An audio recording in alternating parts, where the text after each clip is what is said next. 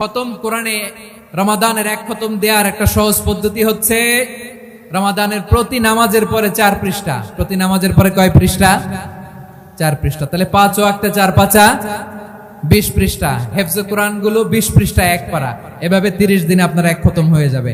আমরা যেন তার তিলের সাথে বিশুদ্ধভাবে কোরআন তেলাওয়াত করতে পারি, আল্লাহ তৌফিক দান করুক। পড়ে না আমিন।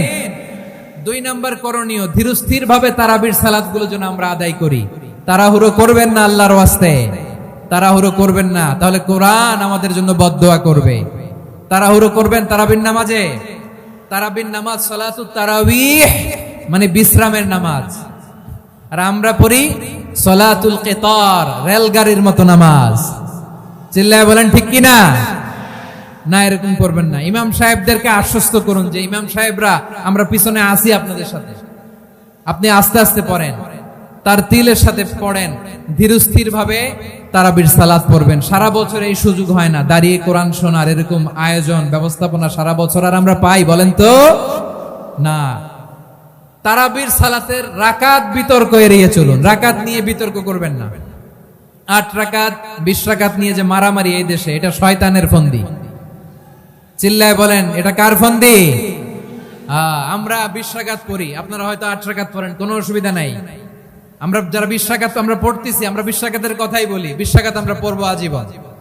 সৌদি আরবে মক্কা মদিনায় 20 রাকাত পড়ে, কোনো অসুবিধা নাই। অন্যান্য মসজিদগুলো 8 রাকাত পড়ে, এই নিয়ে এদের মধ্যে মারামারি আছে?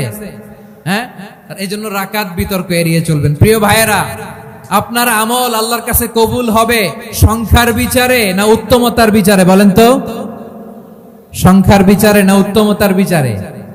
উত্তমতার বিচারে। কত চমৎকার ভাবে আপনি আল্লাহর সামনে দাঁড়াতে পারছেন এটা বিবেচ্য। রুকু সেজদাগুলো সুন্দরভাবে করবেন, রুকু থেকে সোজা হয়ে দাঁড়ানো ওয়াজিব, 2 সেজদার মাঝখানে সোজা হয়ে বসা ওয়াজিব। এই তা'দিলুল আরকান বাদ দিলে হানাফি মাযহাব মতে সৌ সেজদা দিতে হবে, অন্য মাযহাব মতে নামাজই হবে না, নামাজই হবে না। এজন্য ধীরস্থির ভাবে তারাবির সালাত যেন আমরা আদায় করি। পারা যাবে তো ইনশাআল্লাহ?